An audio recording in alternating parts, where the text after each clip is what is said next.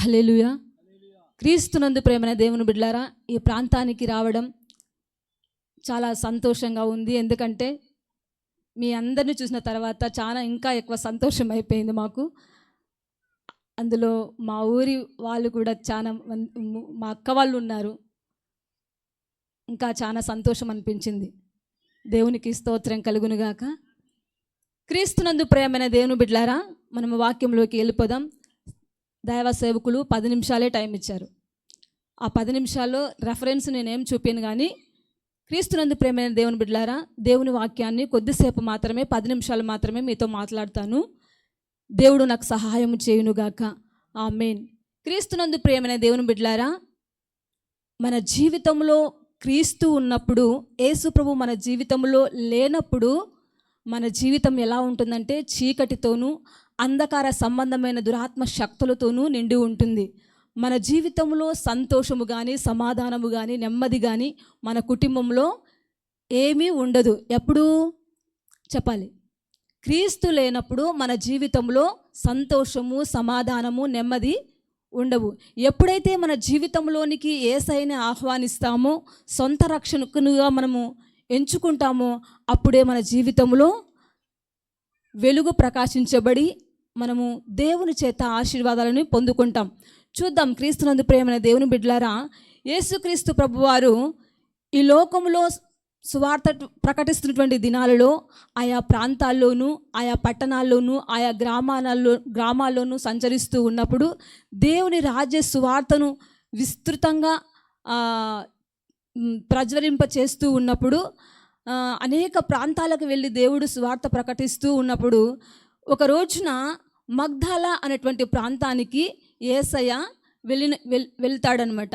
ఆ యొక్క మగ్దాలా అనేటువంటి ప్రాంతంలోనికి వెళ్ళినప్పుడు ఆ ప్రాంతంలో మగ్దలేనేటువంటి మరియ, అంటే యేసు ప్రభుకి జన్మనిచ్చిన తల్లి కాదు, కానీ బైబిల్ గ్రంథంలో 5 మంది మరియా అనేటువంటి పేరు కలిగినటువంటి వ్యక్తులు ఉన్నారు. అందులో బెతానియా మరియా, యాకోబు తల్లి అయినటువంటి మరియా, ఇంకా యేసు ప్రభుకి జన్మనిచ్చినటువంటి కన్న మరియా, ఈ రీతిగా 5 మంది కన్యకులు ఉన్నట్లుగా మరియా అనేటువంటి పేరు ఉన్నటువంటి వారుగా మనం చూస్తున్నాం. అయితే ఇప్పుడు మనము చెప్పుకొని పోయేటువంటి స్త్రీ పేరు మగ్దలేనే మరియా.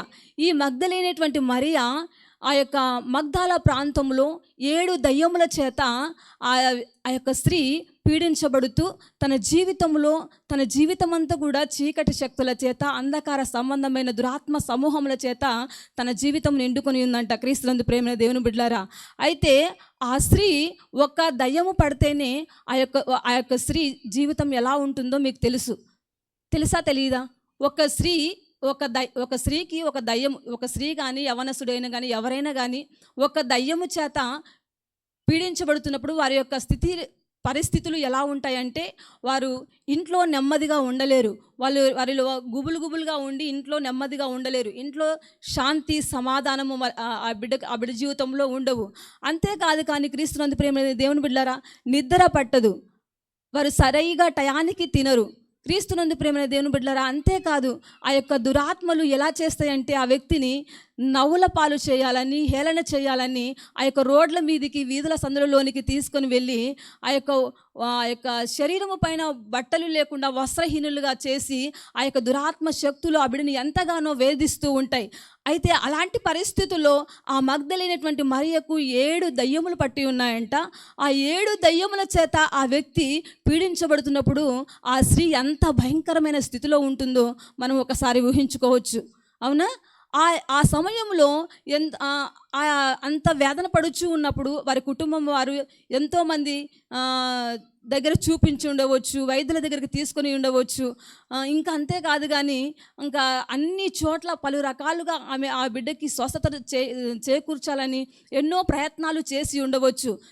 అంత పరిస్థితిలో ఉన్నప్పుడు ఎవరు కూడా ఊరికే వదిలేరుగా. అన్ని ప్రయత్నాలు చేసి ఎక్కడ కూడా ఆ స్త్రీకి బాగు కాలేదు. కానీ అయితే ఆ ప్రాంతంలోనికి యేసు ప్రభువు వస్తున్నారన్నటువంటి విషయము వారిలో కొంతమంది విని ఆ బిడ్డను ఆ యొక్క యేసు ప్రభువు దగ్గరికి తీసుకొని వస్తారు. యేసు ప్రభువు దగ్గరికి తీసుకొని వచ్చినప్పుడు ఆ యేసు ప్రభుతో చెప్తారు వీరు, ఇక ఈ స్త్రీ ఎన్నో రోజులుగా సంవత్సరాలుగా ఈ యొక్క దయ్యపు శక్తుల చేత పీడించబడుతుంది, ఎక్కడ వెళ్ళినా కానీ బాగు కాలేదు అని యేసయ్యతో చెప్పినప్పుడు యేసయ్య ఆ అపవిత్రాత్మను గద్దించగా ఆమెలో నుంచి ఆ దయ్యములు వెళ్ళిపోయినట్లుగా బైబిల్ గ్రంథంలో మనం చూస్తున్నాం. క్రీస్తునందు ప్రేమైన దేవుని బిడ్డలారా, లూకా శుభవర్తమానము 8వ అధ్యాయము 2వ వచనంలో మనం గమనించినట్లయితే ఈ మాటలన్నీ కూడా అక్కడ ఉంటాయి. క్రీస్తునందు ప్రేమైన దేవుని బిడ్డలారా, ఇప్పుడేం వాక్యం చదువుకోవద్దు, 10 నిమిషాలే కదా. అయితే క్రీస్తునందు ప్రేమైన దేవుని బిడ్డలారా, ఆ యొక్క స్త్రీ యేసు ప్రభు దగ్గరికి తీసుకుని వచ్చినప్పుడు దయ్యముల చేత యేసు ప్రభు ఆ యొక్క దయ్యం అపవిత్రాత్మ పట్టినటువంటి ఆ దయ్యములను వెళ్ళగొట్టినప్పుడు ఆ స్త్రీ ఆ సమయంలో స్వస్థత పొందుకున్న తర్వాత ఈయనే నిజమైన దేవుడు అని ఆమె తెలుసుకొని ఆయనను సొంత రక్షకునుగా అంగీకరించినట్లుగా మనము చూస్తున్నాం. అంటే యేసు ప్రభుని తన జీవితంలోనికి ఆహ్వానించి రక్షణ పొందుకుందన్నమాట. 7 దయ్యముల చేత పీడించబడుతున్నటువంటి ఆ స్త్రీ ఆ సమయంలో యేసయ్య ఆమెను స్వస్థపరిచినప్పుడు స్వస్థతను పొందుకుంది. అదే సమయంలోనే రక్షణ కూడా పొందుకున్నట్లుగా మనము చూస్తున్నాం. క్రీస్తునందు ప్రియమైన దేవుని బిడ్డలారా, రెండవదిగా మనము గమనించినట్లయితే ఆ స్త్రీ రక్షణ పొందుకున్న తర్వాత వెంటనే యేసు ప్రభుని వెంబడించాలని తన జీవితంలో నిశ్చయించుకుందనమాట. ఎందుకంటే ఒకవేళ నేను లోకం వైపు నేను వెళ్ళినాననుకో, మరి లోక ఆశలకు లోనైపోయి లోక ఆశలకు నేను లోనైపోయి మళ్ళీ నేను దేవునికి దూరం అయిపోతానేమో, మరలా నాకు ఇలాంటి దుర్భరమైనటువంటి పరిస్థితి వస్తుందేమో అని క్రీస్తునందు ప్రేమైన దేవుని బిడ్డలారా, లోక ఆశల వైపు ఆమె చూడకుండా క్రీస్తుని వెంబడించడం ప్రారంభించింది. ఆ యొక్క 2వ వచనంలో ఉంటుంది ఆ వాక్య భాగము, ఆయనతో కూడా వెంబడించినటువంటి మాట వ్రాయబడి ఉంది. క్రీస్తునందు ప్రేమైన దేవుని బిడ్డలారా, క్రీస్తుని వెంబడించిన స్త్రీగా ఆ స్త్రీ మనము చూస్తున్నాం. క్రీస్తునందు ప్రేమైన దేవుని బిడ్డలారా, మనమందరము కూడా దేవుని చేత ఎన్నెన్నో మేలులను పొందుకుంటుంటాం, ఎన్నెన్నో స్వస్థతలను పొందుకుంటాం, దేవుని చేత మనము ఎన్నో ఆశీర్వాదాలు పొందుకోలేదా? పొందుకున్నటువంటి మనము ఏ నిర్ణయం తీసుకున్నావు? దేవుని వెంబడించాలనేటువంటి నిర్ణయము నీవు తీసుకున్నావా? మనము తీసుకోవాలి. క్రీస్తునందు ప్రేమైన దేవుని బిడ్డలారా, ఆ స్త్రీ ఏం చేస్తుందంటే, నేను దేవుడిని వెంబడించాలని ఈ లోకం వైపు చూడకుండగా, లోక ఆశల వైపు చూడకుండగా దేవునిని వెంబడించడం ప్రారంభించింది. అంతేకాదు క్రీస్తునందు ప్రేమైన దేవుని బిడ్డలారా, ఆ స్త్రీ దేవుని వెంబడించిన తర్వాత ఆ యొక్క మనము కూడా లోకం వైపు చూడకుండగా 10 మంది వెళ్ళినట్లుగా మనం వెళ్ళకూడదు. కానీ వారు అట్లా ఉన్నారే, వీళ్ళు ఇట్లా ఉన్నారే అనేటువంటి లోకం వైపు మనము చూడకుండగా మనము కూడా 10 మంది వెళ్ళినట్లుగా ఉండకుండాట్లుగా మన జీవితాల్లో మనకు ఒక ప్రత్యేకమైన జీవితాన్ని మనం ఎంచుకొని మనము కూడా దేవుని వెంబడించేటువంటి అనుభవంలోనికి రావాలి. అంటే అప్పుడంటే యేసు ప్రభు ఉన్నాడు, యేసు ప్రభుని వెంబడించింది, ఇప్పుడు ఎవరున్నారు వెంబడించడానికి అని మనలో ప్రశ్న కలగవచ్చు. కానీ అయితే యోహాను సువార్త 1వ అధ్యాయం 1వ వచనంలో, ఆదియందు వాక్యముండెను, వాక్యము దేవుని యొద్ద ఉండెను, ఆ వాక్యమే దేవుడై ఉండెనని వ్రాయబడి ఉంది. కనుక వాక్యమే దేవుడై ఉన్నారు కనుక ఈ యొక్క వాక్యము ప్రకారం మనం నడుచుకున్నట్లయితే దేవుని వెంబడించడం అనేటువంటి అర్థం వస్తుంది. క్రీస్తునందు ప్రేమ దేవుని బిడ్డలారా, అంతేకాదు కానీ మనము ఈ దేవుని వెంబడించమంటే దేవుని పరిచర్యలో మనము పాలిభాగస్తురాలుగా కాగాలి. దేవుని మందిరంలో పరిచర్య చేసేటువంటి విషయంలోను, కసులు కొట్టే బండలు కడిగేటువంటి విషయంలోను, సేవకులకు ఆతిథ్యం సిద్ధపరిచేటువంటి విషయంలోను, ఇలాంటి విషయాలన్నీ మనము చేసినప్పుడు మనము కూడా దేవుని వెంబడించినట్లే. మనం దేవుని సన్నిధిలో మనము కూడా ఒక బాధ్యతను మనము తీసుకున్నప్పుడు దేవుని వెంబడించినట్లే. క్రీస్తునందు ప్రేమైన దేవుని బిడ్డలారా, అదే రీతిగా మనము గమనించినట్లయితే 2వ వచనంలోనే లాస్ట్ లైన్లో ఉంటుంది, ఆమె ఆస్తితో ఉపచారము చేసిందని ఉంటుంది. క్రీస్తు చదువుదాం ఒక భాగం. లూకా శుభవర్తమానము 8వ అధ్యాయము 3వ వచనంలో మనము గమనించినట్లయితే, వీరును ఇతరులు అనేకులను తమకు కలిగిన ఆస్తితో వారికి ఉపచారము చేయుచు వచ్చిరి. అంటే ఆమెకు కలిగినటువంటి ఆస్తి అంతటిని ఆ యొక్క పరిచర్య కొరకు ఉపయోగించిందంట. మనమైతే మనం సంపాదించినటువంటి సొమ్ములో దేవుని పరిచర్య కొరకు మనం ఉపయోగిస్తున్నామా? అయితే ఆ స్త్రీ దేవుని మేలులను పొందుకున్న తర్వాత దేవునికి ఎంతో రుణస్తురాలుగా దేవుని వెంట వెంబడిస్తూ దేవుని పరిచర్య చేస్తూ తనకు కలిగినటువంటి ఆస్తిలో దేవుని కొరకు వినియోగించినట్లుగా మనము చూస్తున్నాం. మనము కూడా మనము సంపాదించిన మన వరకే ఉంచుకొనకుండా దేవుని పరిచర్య కొరకు మనము ఉపయోగించినామంటే దేవుని చేత మనము ఆశీర్వదించబడతాం. అంతేకాదు క్రీస్తునందు ప్రేమైన దేవుని బిడ్డలారా, ఆమె ఎంతో క్రీస్తును ప్రేమించిన స్త్రీగా మనము చూస్తున్నాం. ఏ విధంగా ప్రేమించిందంటే, ఆమె యేసయ్య దేవుని సేవ చేయడం అనేది కత్తి మీద సాము లాంటిది. ఎంతో కష్టంతో కూడుకున్న పని అనమాట. అంటే యేసయ్యతో వెంబడిస్తూ ఉంది. పగులనక, రాత్రనక, చలనక, వాననక యేసయ్యను ప్రేమిస్తూనే ఉంది. ఎంతవరకు ప్రేమిస్తుంది అని మనం గమనించినట్లయితే ఆమె దేవుని యేసయ్య సువార్త ప్రకటించినటువంటి దినాలన్నింటిలో ఆయన సిలువకు అప్పగించేంత వరకు ఆమె యేసయ్యను వెంబడించినట్లుగా మనము చూస్తున్నాం. క్రీస్తునందు ప్రేమనే దేవుని బిడ్డలారా, ఆ యొక్క సిలువకు అప్పగించబడినటువంటి దినాల్లో యేసయ్యను సిలువ పైన ఆ రీతిగా చిత్రహింసలు చేస్తూ ఉన్నప్పుడు ఆ స్త్రీలు ఆయనను చూచి ఎంతగానో రొమ్ము కొట్టుకొని దుఃఖాక్రాంతురాలై రోధిస్తున్నట్లుగా మనము చూస్తున్నాం. ఆ వాక్య భాగాన్ని మనము గమనించినట్లయితే లూకా శుభవర్తమానము 23వ అధ్యాయము 27వ వచనంలో మనం గమనించినట్లయితే, గొప్ప జన సమూహమును ఆయనను గూర్చి రొమ్ము కొట్టుకొనుచు దుఃఖించుచున్న చాలామంది స్త్రీలను ఆయనను వెంబడించిరి. చాలు. యేసు వారి వైపు తిరిగి, యెరూషలేము కుమార్తెలారా, నా నిమిత్తము ఏడవకుడి, మీ నిమిత్తము మీ పిల్లల నిమిత్తము ఏడుడి అని వ్రాయబడింది. అంటే ఆ స్త్రీ ఎంతగా ప్రేమించిందంటే ఆయనతో పాటు తనకంటూ ఒక కుటుంబం ఉంటుంది, భర్త, పిల్లలు ఉంటుంది. ఒకవైపు వారి కుటుంబాన్ని చూసుకుంటూ ఒకవైపు దేవుని వెంబడించిన స్త్రీగా మనము చూస్తున్నాము. ఎన్నో రాత్రులు పగుళ్ళు, ఎండలో పగుళ్ళు రాత్రి కూడా యేసయ్య సువార్త ప్రకటించినట్లుగా మనము చూస్తున్నాము. అంత శ్రమ ఉన్నప్పటికీ కూడా యేసయ్యతో ఆమె ప్రయాణము చేసి సువార్తను ప్రకటించినట్లుగా మనము చూస్తున్నాం. అయితే క్రీస్తునందు ప్రేమైన దేవుని బిడ్డలారా, యేసయ్యకు సిలువ వేస్తూ ఉన్నప్పుడు ఆ స్త్రీలు రొమ్ము కొట్టుకుని దుఃఖాక్రాంతురాలే రోధిస్తూ ఉన్నప్పుడు వారిని చూచి యేసు ప్రభు వారు, యెరూషలేము కుమార్తెలారా, నా నిమిత్తము మీరు ఏడవకుడి, మీ నిమిత్తమును మీ పిల్లల నిమిత్తము ఏడుడి అని ఆ వాక్య భాగంలో వ్రాయబడి ఉంది. క్రీస్తునందు ప్రేమైన దేవుని బిడ్డలారా, మరి మీరు ఎంతవరకు దేవుని ప్రేమను, దేవుని పట్ల మీరు కనపరుస్తున్నారనేది మీ జీవితంలో మీకు ప్రశ్న అనేది రావాలి. అయితే ఆ రాత్రి ఆ యొక్క సిలువకు అప్పగించబడిన తర్వాత, ఆ దినం అయిపోయిన తర్వాత మరలా తిరిగి యేసయ్య స్వార్థ ప్రకటిస్తున్నటువంటి దినాలలో చనిపోయి నేను తిరిగి 3వ రోజున తిరిగి లేస్తానని చెప్పిన రీతిగా, ఒకవేళ యేసయ్య తిరిగి 3వ రోజు లేస్తానని చెప్పినారు కదా అని ఆ స్త్రీలు ఆ యొక్క పునరుత్థాన దినమునందు మరలా ఆదివార దినంలో తెల్లవారుజామున ఆ యొక్క సమాధి దగ్గరికి వెళ్ళి చూచినట్లుగా మనము చూస్తున్నాము. అది ఆ వాక్య భాగం మనము గమనించినట్లయితే లూకా సువార్తమానము 24:10.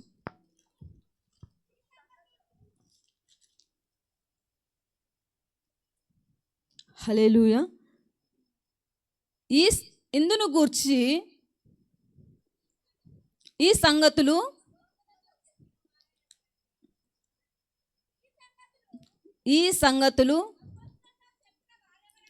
అపోస్తలతో చెప్పిన వారెవరనగా, మగ్దలేనే మరియయు, యోహానాయు, యాకోబు తల్లి అయిన మరియయు, వారితో కూడా ఉన్న ఇతర స్త్రీలను.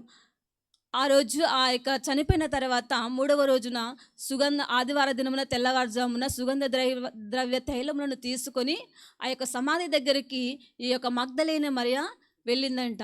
వెళ్ళిన తర్వాత అక్కడ ఆ యొక్క ప్రాంతంలో యేసు ప్రభు లేకుండా చూచి ఆమె ఎంతో రోధిస్తూ వేదన పడుతూ ఉందంట.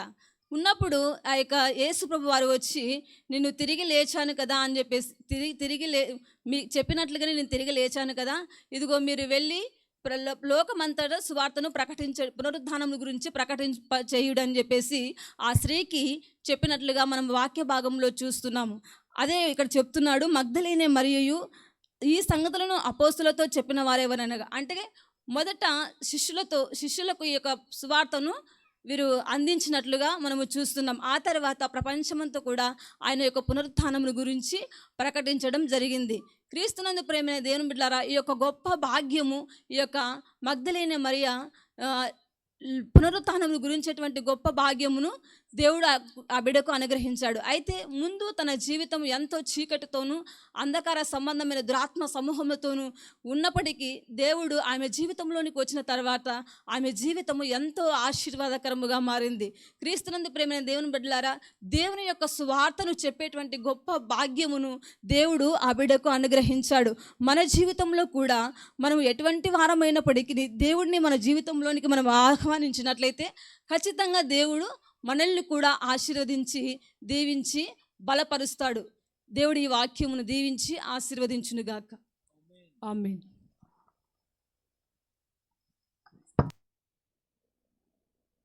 చాలా సంతోషం. మా పాస్టర్ గారు సంఘములో స్త్రీ పాత్ర ఎంత విలువైనదో, ఆనాడు సువార్త పనిలో మగ్దలేని మరియా ప్రభువును ఎలా అంగీకరించింది, సంఘములో దేవుని యొక్క సువార్తలో ఆమె పాత్ర ఏంటి అనేది చక్కగా వివరించారు. దేవుడు వారిని దీవించునుగాక. మంచిది. విత్తబడిన ఈ చిన్న వాక్యము నిమిత్తమై మన మధ్యలో సహోదరులు సవారన్న గారు ఉన్నారు. వచ్చి చిన్న ప్రార్థన చేస్తారు. విత్తబడిన వాక్యం కొరకు రావాలి, ముందుకు రావాలి. అన్నగారు వచ్చి చిన్న ప్రార్థన చేస్తారు. సవారన్న గారు చెప్పాలంటే మాకు సుమారు ఒక 20 ఏళ్ళ క్రిందట మాకు పరిచయం. 18-20 ఏళ్ళు ఆ మధ్యకాలం అయింటుంది. అంటే మా ఊరిలో ఉన్న మనిషి నీకెట్ట తెలుసు అంటారు. మేము సంస్థ పాస్టర్ గారి దగ్గర సేవ చేసేటప్పుడు నేను ఇంకా సేవకు రాలేదు, అన్న పరిచయలో ఉన్నాడు. చాలా మంచి ఆత్మీయుడు, దాచుకోడు, ఒళ్ళు దాచుకునే వ్యక్తి కాడు. పరిచర్యలో, ప్రార్థనలో, విశ్వాసంలో సంసోనయ్య గారు అంటారు కదా పెద్దలు, ఒక సామెత, సు అంటే రోకలు పోటనేదని చెప్తారుగా, ఆ విధంగా అంటే కనుచూపుతోనే, కను సైగతోనే పరిచర్య అంతా కూడా అనర్గళంగా చేసేవాడు. మరి అన్న చాలా మంచి వ్యక్తి. ఆడ కూర్చున్నాను, వచ్చిన వెంటనే పలకరించినప్పుడు నాకు చాలా సంతోషం వేసింది.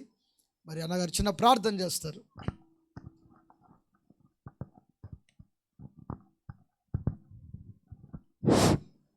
అందరు కళ్ళు మూసుకుంటే ప్రార్థన చేసుకుందాం. మహోన్నతుడైన తండ్రి, మహిమగలిగిన దేవా, నీకే స్తోత్రములు స్తుతులు తెలియజేయుచున్నాం తండ్రి. అయ్యా, పోయిన కాలమంతయు ప్రభువా క్షేమంగా కాపాడిన దేవా, నీకే కృతజ్ఞత స్తుతులు తండ్రి. నిన్నటి దినము కూడా తండ్రి నీ ప్రార్థన కూటములను తండ్రి వాక్య పరిచర్యని నీ ఆత్మ ద్వారా జరిగించిన దేవా, నీ పాదములకు స్తుతులు నమస్కారం తెలియజేస్తున్నావు తండ్రి. మరి అక్క ద్వారా తండ్రి మగ్దలేని మరియ ప్రభువా తన ఆస్తినంతా ఖర్చు చేసి ప్రభువా నువ్వు శరీరధారి ఉన్న దినాల్లో ఏ విధంగా అయితే పరిచర్య చేసిందో తండ్రి, నీ సన్నిధిలో కూడిన స్త్రీలందరూ ప్రభువా మగ్దలేని మరియను మాదిరి తీసుకుని బ్రతుకుడుకు వారి హృదయ నేత్రములు తెరవమని ప్రార్థిస్తున్నాము తండ్రి. అయ్యా, స్త్రీలను, పురుషులను, పిల్లలను, పెద్దలను జ్ఞాపకం చేసుకొని ప్రభువా ప్రతి ఒక్కరూ తండ్రి నైనా మరి 2 కొరింథీ పత్రిక 4:4 చెప్పినట్టు ఈ యుగ సంబంధమైన దేవత అవిశ్వాసులైన వారి మనోనేత్రములు గురుడితనం కలిగి సెలవిచ్చినావు తండ్రి.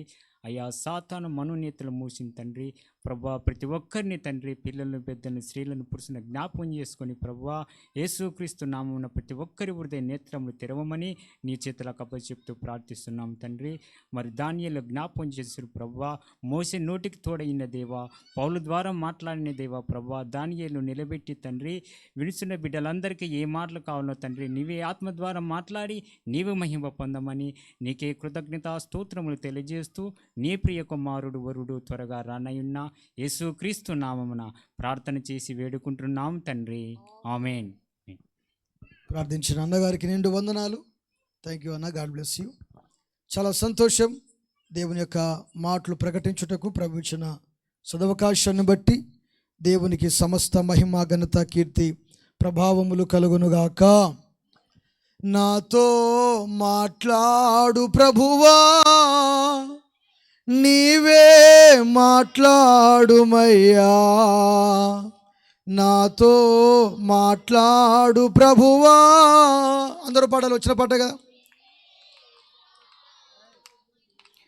నీవే మాట్లాడుమయ్యా, నీవు పలికితే నాకు మేలయ్యా, నీవు పలికితే నాకు మేలయ్యా, నీ దర్శనమే నాకు చాలయా, నీ దర్శనమే నాకు చాలయా, నాతో మాట్లాడు ప్రభువా, నీవే మాట్లాడుమయ్యా, యేసు నీవే మాట్లాడుమయ్యా. ఆమేన్. మంచిది, దేవుని వాక్యంలోనికి వెళ్దాం. పరిశుద్ధాత్ముడు మీ అందరితో మాట్లాడునుగాక. మరోసారి బిగ్గరగా స్తోత్రం చెప్పండి. మరోసారి చెప్పండి. దేవునికి మహిమ కలుగునుగాక. బోలో యేసు మహారాజుకే, రాజుల రాజుకే దేవునికి మహిమ కలుగునుగాక. మనము ఆరాధించే మన దేవుడు ఏమై ఉన్నారు? మనము ఆరాధించే మన దేవుడు ఏమై ఉన్నారు? ఈరోజు మనం విందాం ఆయన ఏమై ఉన్నారో. ఒకటి, నిన్నటి దినమున మీలో ఎవరైనా నిన్న విన్న వాక్యాన్ని ఎంతమందికి జ్ఞాపకం ఉన్నది? యారెల్లా ఎన్నప్పా సొలంగే ఎవరికి లేదు కదా. ఏం చెప్పాను అమ్మా? God bless you. దేవుడు మిమ్మల్ని దీవించునుగాక. ఆమేన్. చాలా సంతోషం. నీ ఇంటిలో ఏముంది? ఏమున్నాయి నీ ఇంట్లో? ఏ కుండలు ఉన్నాయి? కళ్ళు కుండనా? ఏ కుండ? ఇంకోటి ఇంకా? ఓకే, మీరు చక్కగా చెప్పినందుకు ప్రభు మహిమార్థమై గట్టిగా చప్పట్లు కొట్టి ప్రభుని స్తుతించండి. బాగా చెప్పారు. దేవునికి స్తోత్రం కలుగునుగాక. మనము ఆరాధించేటువంటి మన దేవుడు ఏమై ఉన్నాడు అంటే, నేనంటాను ఆయన మహాగణుడై ఉన్నాడు. ఏమై ఉన్నాడు? ఏమై ఉన్నాడు? మహాగణుడై ఉన్నాడు. మనము ఆరాధించేటువంటి మన ప్రభువైన యేసు క్రీస్తు ఆయన ఘనుడైన దేవునిగా ఉన్నాడు. ఘనపరచదగినటువంటి దేవుడై ఉన్నాడు. ఘనతకు ఆయన తప్ప ఎవరు కూడా అర్హులు కారు. ఆయన ఒక్కడే ఘనపరచదగినటువంటి దేవుడు. ఆయన ఒక్కడే మహిమ పొందదగినటువంటి దేవుడు. ఆయన ఒక్కడే ఆరాధనకు ఎవరు? పెద్దలు యేసన్న గారు పాడుకున్నారు కదా, నా స్తుతి పాత్రుడా నా యేసయ్యా, నా ఆరాధనకు నీవే యోగ్యుడవై. ఎవరు యోగ్యులు? చెప్పు, ఎవరు యోగ్యులు? యేసయ్యనే యోగ్యులు. మంచిది, దేవుని వాక్యంలోనికి వెళ్దాం. సామెతల గ్రంథం, పరిశుద్ధ గ్రంథమైన బైబిల్ గ్రంథంలో నుండి సామెతల గ్రంథం 24వ అధ్యాయం 21వ వచనాన్ని చదువుకుందాం. నా కుమారుడా, యెహోవాను గణపరచుము, రాజును గణపరచుము, అలాగు చేయువారి జోలికి పోకుము. ఎలాగు చేయువారి జోలికి? దేవుని గణపరచు వారి జోలికి నువ్వు ఎవరి జోలికి పోయినా బాగుపడగలుగుతావేమో కానీ దేవుని గణపరిచే వారి జోలికి అమ్మా నా వైపు చూడాలి, దేవుని గణపరిచే వారి జోలికి పోకూడదు.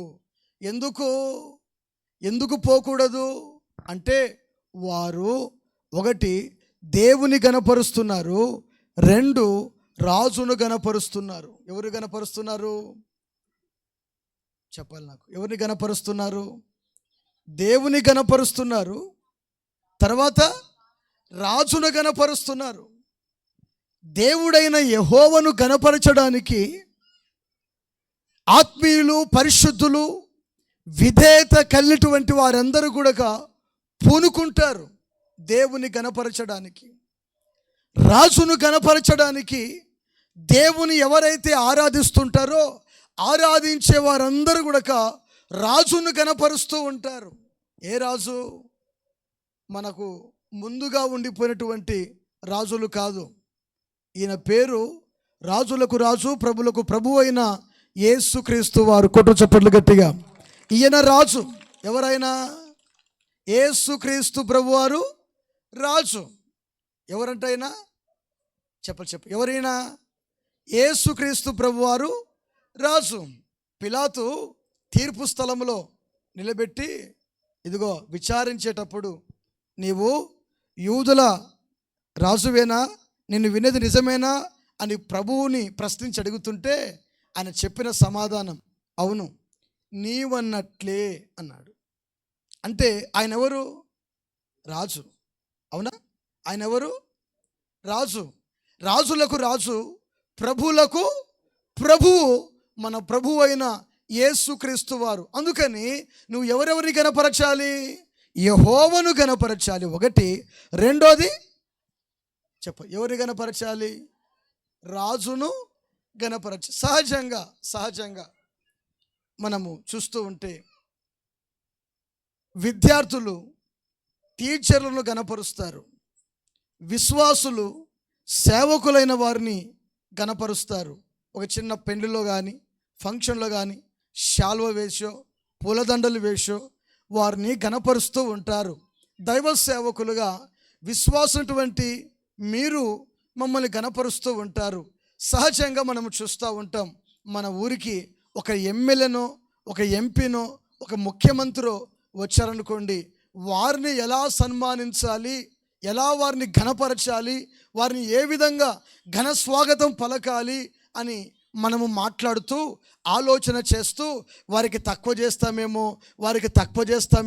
వారిని ఎలా ఘనపరచాలి, ఎలా ఘనపరిస్తే వారికి సరిపోతుంది అనేటువంటి ఆ సందిగ్ధంలో, ఆ ఆలోచనలో మానవుడు ఎవరిని, మనుషులను గణపరచడానికి, అధికారులను గణపరచడానికి, రాజులను గణపరచడానికి, లేకపోతే భౌతిక సంబంధమైనటువంటి వ్యక్తులను గణపరచడానికి ఎన్నో ప్రయత్నాలు చేస్తూ ఉంటారు. సహజంగా పిల్లలు తల్లిదండ్రులు గణపరుస్తూ ఉంటారు. తల్లిదండ్రులు కూడా వారికి ఒక వయసు వచ్చేసరికల్లా పిల్లల్ని కూడా తల్లిదండ్రులు గణపరుస్తూ ఉంటారు. గమనించాలి. ఘనత. ఈరోజు మీరు వింటున్న వాక్యాంశం అంతా కూడా ఎవరిని గణపరచాలి, ఘనతకు ఎవరు అర్హులు, ఈ మాట మీద నేను కొంచెం ముందుకు వెళ్తాను. దేవునికి స్తోత్రం కలుగునుగాక. రాజును గణపరచండి, యెహోవాను గణపరచండి, రాజును గణపరచండి. అయ్యా, ఎందుకు ఆయన్ను గణపరచాలి? గణపరచాల్సినటువంటి అవసరం ఏముంది అంటే, ఆయన ఈ లోకానికే చక్రవర్తి అయినటువంటి దేవుడు. కొట్టు చప్పట్లు గట్టిగా. ఈ లోకానికే, ఈ ప్రపంచానికే ఆయన ఒక్కడే దేవుడు, ఆయన ఒక్కడే రాజు, ఆయన ఒక్కడే పూజార్హుడు, ఆయన ఒక్కడే మహిమను పొందదగిన దేవాది దేవుడు. ఇప్పుడు ఎవరికి రావాల్సిన ఘనత? ఆయనకి ఇవ్వాల్సిన ఘనత నువ్వు ఆయనకు తప్ప వేరే వాళ్ళకు మహిమ పోతుందంటే ఆయన ఒప్పుకోడంట. ఈ జనులు నా మహిమను మారుస్తున్నారంటాడు ఇర్మియా గ్రంథంలో. దేవుని యొక్క మహిమను, దేవుని యొక్క ఘనతను మనము మార్చేటువంటి వ్యక్తులుగా ఉండకూడదు. ఆయనకు చెందాల్సినటువంటి ఘనత ఆయనకు చెందాలి. అవునంటారా కాదంటారా? చెప్పాలి. అవునంటారా కాదంటారా? ఎవరికి? ఆయనకిచ్చేటువంటి యెహోవాను గణపరచడము, రాజును గణపరచడము, మనము గణపరిచేటువంటి విషయంలో ఎప్పుడు కూడా సొమ్మసిల్లిపోకూడదు, తగ్గిపోకూడదు. రాజును గణపరిచేటువంటి విషయంలో ఎప్పుడు కూడా యెహోవాను, రాజును, ఆ రాజును గురించి దేవుని వాక్యములో ఏమని మాట్లాడుతున్నాడంటే చూద్దాము సరిగా. బైబిల్ గ్రంథంలో చూడండి, చక్కని శ్రేష్టమైనటువంటి మాటల యోహాను సువార్త 12వ అధ్యాయము 13 నుంచి 15 వచనాల వరకు మనము చదువుకుంటూ పోతే అక్కడ చక్కని మాటలు కనబడతాయి. చూద్దాము సరిగా. అయ్యా, ఖర్జూరపు మట్టలు పట్టుకొని ఆయనను ఎదుర్కొనబోయి మాట్లాడుచు, జయము ప్రభు పేరట వచ్చుచున్న ఎవరు రాజు? ఈ రాజు ఇశ్రాయేలీయుల స్తోత్రముల మీద ఆసీనుడై ఉన్న రాజు. ఈ రాజే మన ప్రభు అయిన యేసుక్రీస్తు. యెరూషలేమునకు ప్రయాణమై వస్తూ ఉన్నప్పుడు చూడండి, ఆయన గాడిద మీద ప్రయాణమై వచ్చేటప్పుడు దారి పొడుగున వస్త్రాలు పరిచారు, దారి పొడుగున ఈత మట్టలు పరిచారు. వచ్చే ఆదివారం మీరు చేస్తారా చేయరా? సంతోషం, మంచిది. కొన్ని గ్రామాల్లో చేస్తారు, కొన్ని గ్రామాల్లో చేస్తారు. గమనించాలి. మహిమపరచడానికి అంటే ఈరోజు మీరు చేయాలని చెప్పట్లేదు, కానీ ఆ రోజుల్లో దేవుని యొక్క మహిమ ఏ విధంగా బయలు వెళ్ళాలి, ఆయన ఎలా ఘనపరచాలి అనేటువంటి ఆ తత్వంలో వారు ఏం చేశారంటే, ఆయన యెరూషలేమునకు బయలుదేరి వస్తున్నటువంటి దినాల్లో గమనించాలి, ఇదిగో దారి పొడుగున బట్టలు పరిచి, ఇదిగో కట్టబడినటువంటి గాడిద పిల్లను ఆయన దగ్గరికి తీసుకుని వచ్చి, ఆయన ఆ గాడిద మీద కూర్చోబెట్టి, ఇదిగో దారి పొడుగున బట్టలు పరిచి, ఈత మట్టలు పరిచి, ఇదిగో ఇశ్రాయేలీయుల రాజు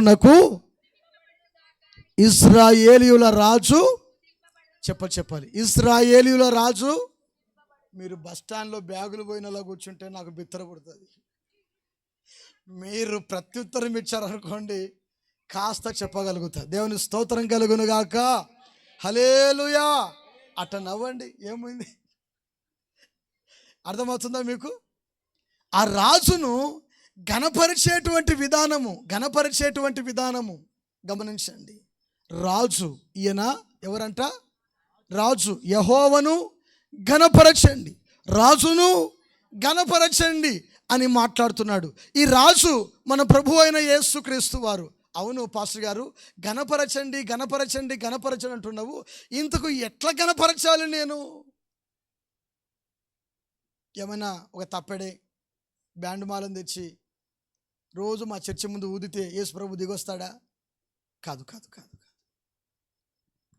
యేసుక్రీస్తు ప్రభు వారిని సొంత రక్షకునిగా నీవు అంగీకరించినప్పుడు, మారు మనసు పొంది పాపక్షమాపణ పొంది బాప్తిస్మము తీసుకున్నప్పుడు, ఆయన తప్ప నాకు వేరొక దేవుడు లేడు, ఆయననే నా రాజు, ఆయన నా ప్రభు, ఎన్ని శ్రమలు వచ్చినా, ఎన్ని కష్టాలు వచ్చినా, ఎన్ని బాధలు వచ్చినా ఆయనతోనే నీ సహవాసం, ఆయనతోనే నీకున్నటువంటి ఒక మంచి ఐక్యత, ఆయనతోనే నీకున్నటువంటి ఒక మంచి ఫెలోషిప్, సంఘములో సహవాసం, సేవకులతో సహవాసం, పరిచర్య చేస్తూ ఒక మంచి సహవాసము కలిగి నీవు ఉన్నప్పుడు దేవుని గణపరుస్తున్నావు.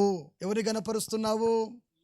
పాటలు పాడి ఇంటికెళ్ళి సినిమా చూసి, పాటలు పాడి బయటికి వెళ్ళి సుట్ట బీడి దాగొచ్చి పాటలు పాడి ఆకు ఒక్కలు నమ్ములుకుంటూ కూర్చుంటే ఆయనకు మహిమ రాదు. ఆయన మహిమనే వేరండి, ఆయనకు ఘనతనే వేరు. దేవుని స్తోత్రం కలుగునుగాక. దేవుని ఘనపరచేటువంటి విషయంలో నిఖచ్చితమైనటువంటి భక్తి కలిగి క్రైస్తవుడు ఉండాలి. అన్యజనుల యొక్క ఆచారములు, పద్ధతులు, లోక సంబంధమైనటువంటి వాటి వైపు నువ్వు చూడకూడదు, ప్రభు వైపు మాత్రమే చూడాలి. బైబిల్ గ్రంథములో నాబోతు అనబడిన ఒక వ్యక్తి ఉన్నాడు. ఎవరు?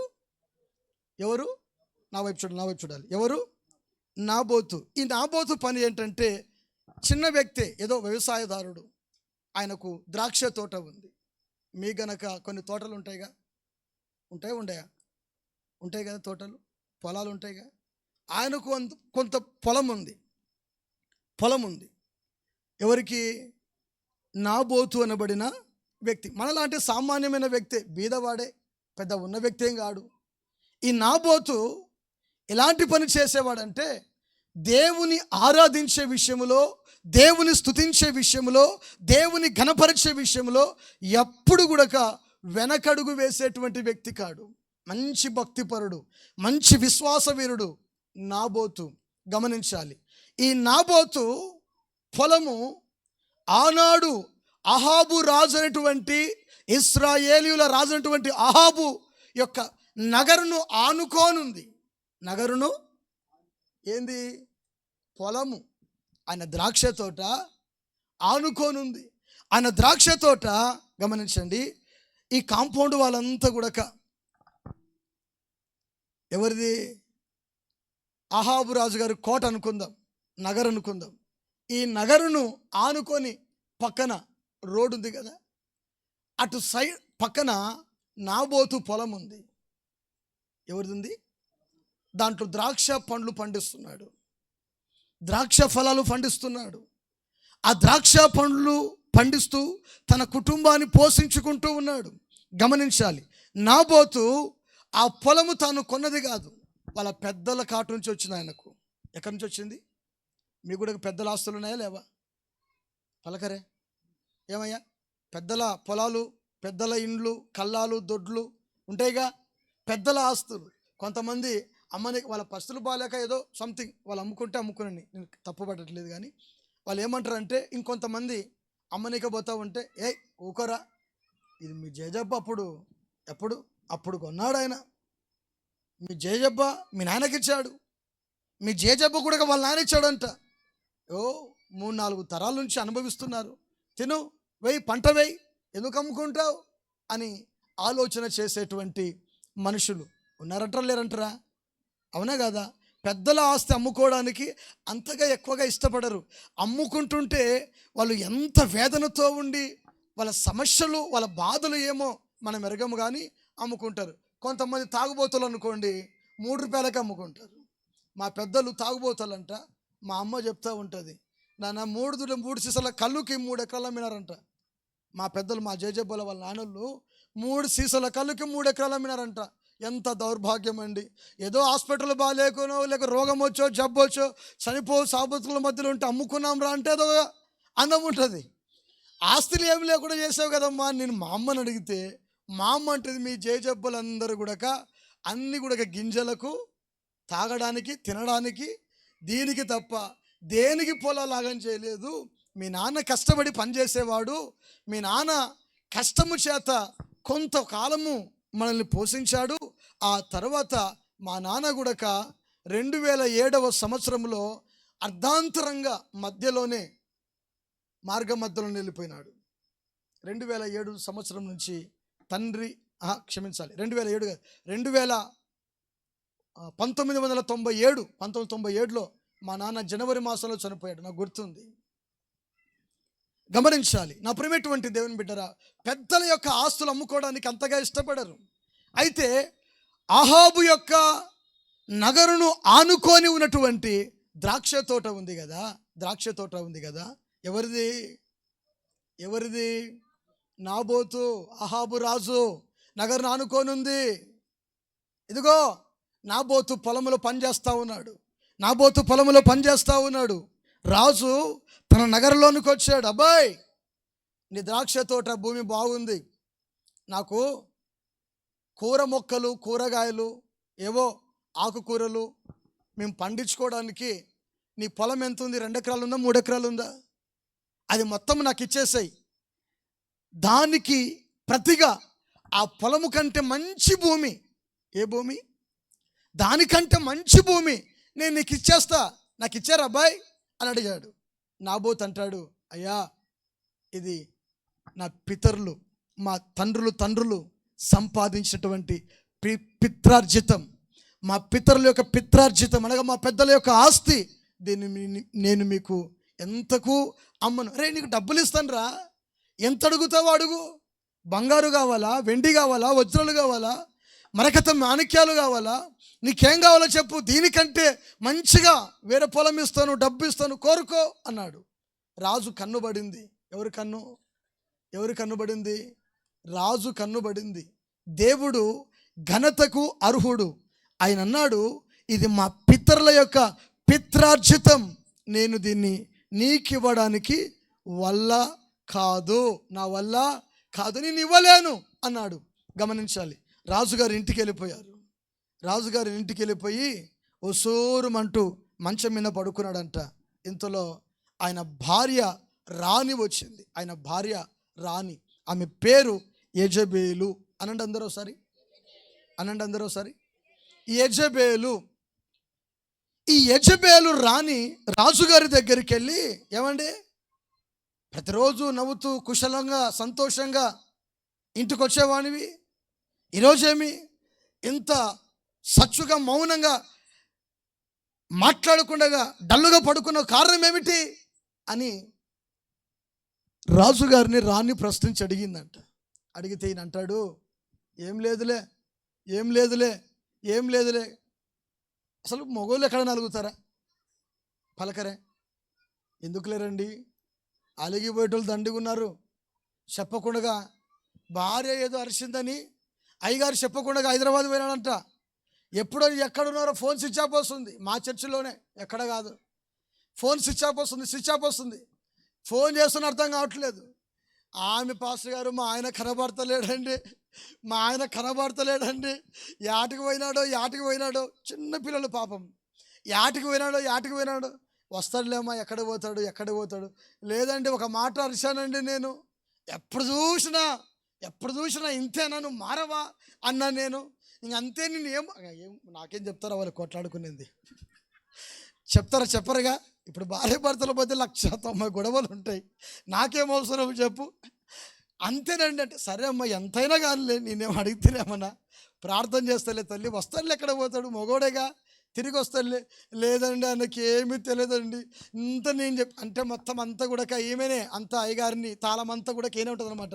ఈమె ఎట్ట తిప్పితే అయ్యగారు తప్పుగా అనుకోవద్దండి, ఈయన తిప్పితే అలాగనే ఆమె కూడా అంటే ఈమె ఎలా తిప్పితే ఆయన కూడా అలాగనే ఆట ఆడతాడు అనమాట.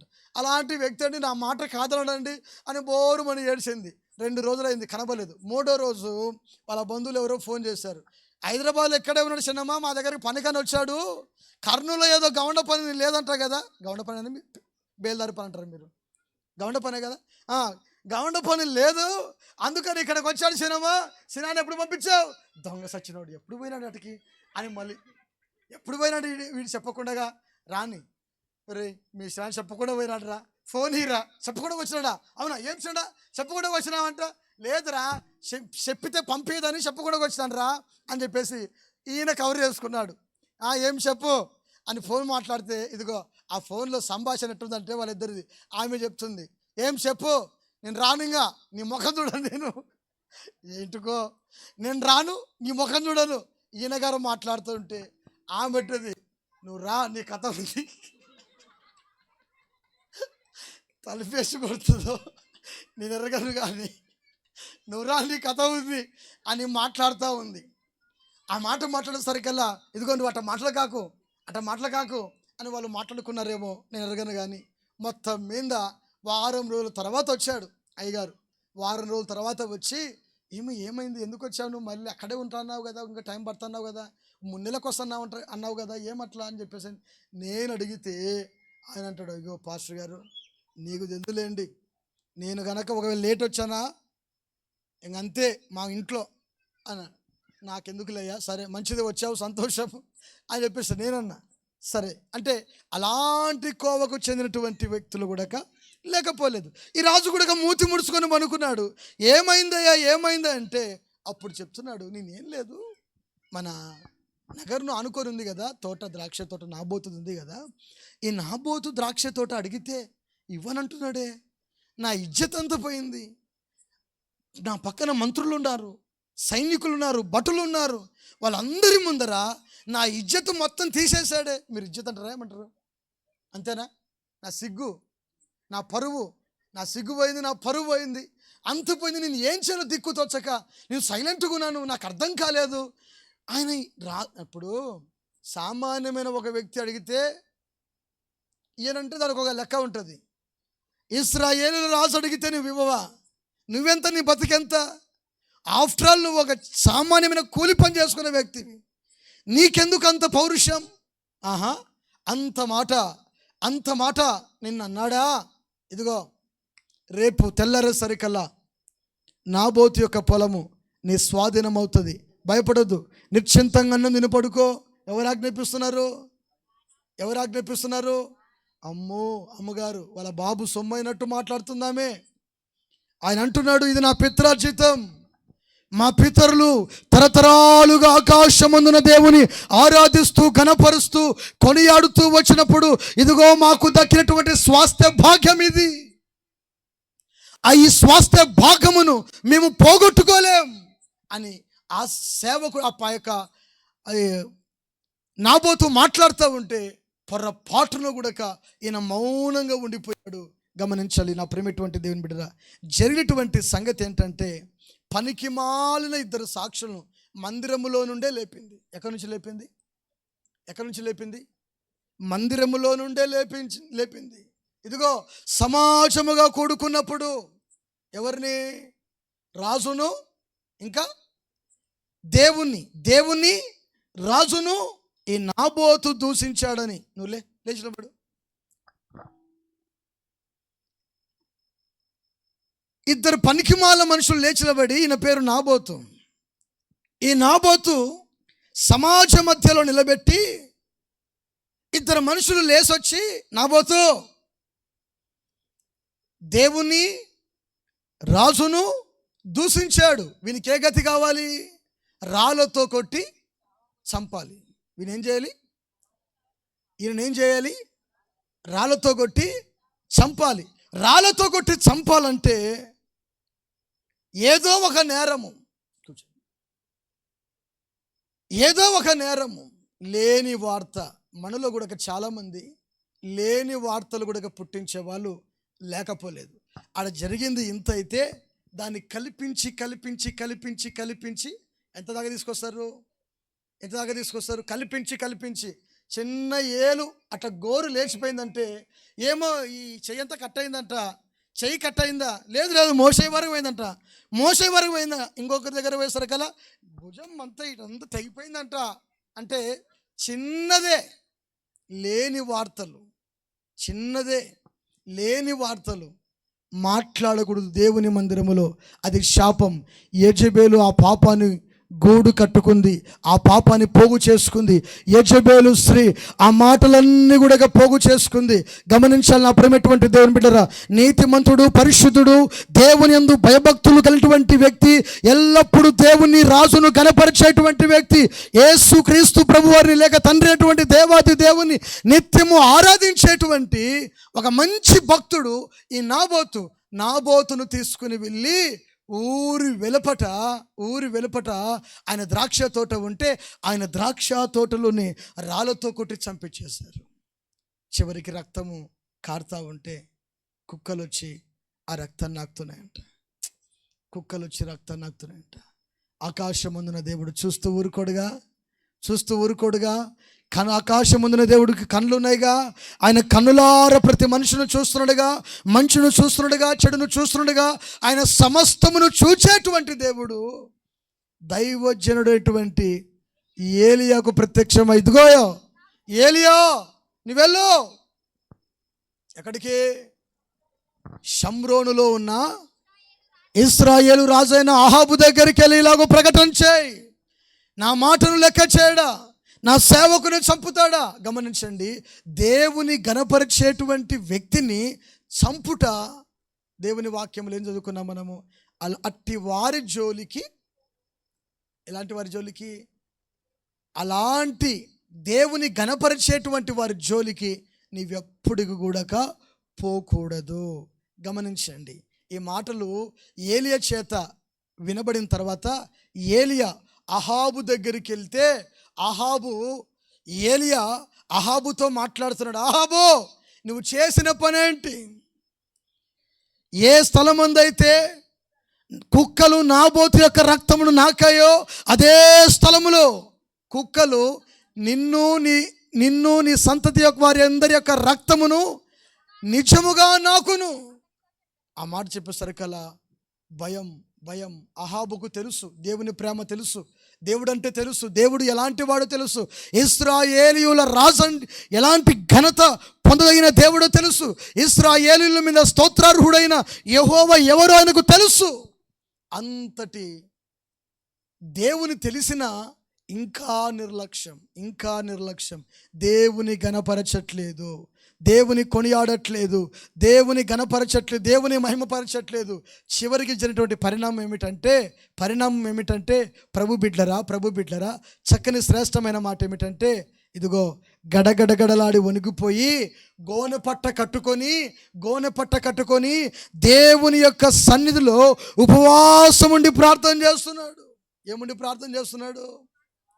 మీరు ఎంతమంది ఉంటున్నారు? నేను ఎరగను ఉపవాసము. కొంతమంది ఉపవాసం అని చెప్పి ఉప్మా తిని వచ్చి మళ్ళీ ప్రార్థనలో కూర్చుంటారు. ఉపవాసం అని చెప్పి అంత గ్లాసు నిండగా పాలు తాగి ఏం చేస్తారు? 2 బన్నులు తిని. నేను చిన్నగా ఉన్నప్పుడు ఒక ఆమె అంటుంది, ఉపవాసం అంటే ఈరోజు గుడ్ ఫ్రైడే కదా, ఏం చేయాలి అక్క అని ఒక ఆమె అడిగితే, ఏం లేదు, ఒక గ్లాసు టీ తీసుకొని 2 బన్నులు తీసుకొని, బన్ను తెలుసా మీకు? బన్నులు తీసుకొని టీలు అద్దుకొని తిని మనం చర్చికి పోదాం, 3 గంటలకు గంట కొడతారు, మరలో ఆడ ఏం పెడతారు, చికెన్ పులావో పాయసమో మంచి మంచి భోజనాలు ఏవో ఒకటి పెడతారు కదా, అప్పుడు అవి తినొచ్చులే. అది ఉపవాసమా? కాదు కాదు. దేవుని వాక్యములో ఉపవాసము చేయుచున్నప్పుడు ఇప్పుడైనను మీరు దుఃఖించుచు కన్నీరు కార్చి ఇదిగో మనస్పూర్వకముగా ఆయన వైపు తిరగమని యోవేలు రాసినటువంటి గ్రంథంలో రాయబడింది.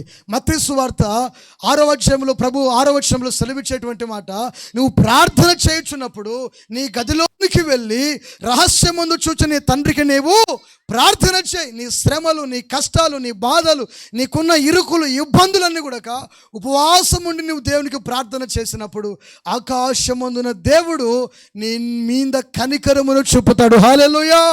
నినివే పట్టణం 40 రోజుల్లో అంతమైపోతుందంటే ఈ 40 రోజుల్లోనే ఒకే ఒక దేవుని సేవకుడు యోనా 3 దినములు ప్రయాణము చేసి దేవుని సువార్తను ప్రకటించినప్పుడు సింహాసనం మీద కూర్చున్న రాజు మొదలుకొని అడుగు తినేటువంటి భిక్షగాని వరకు గోనె పట్ట కట్టుకున్నారు.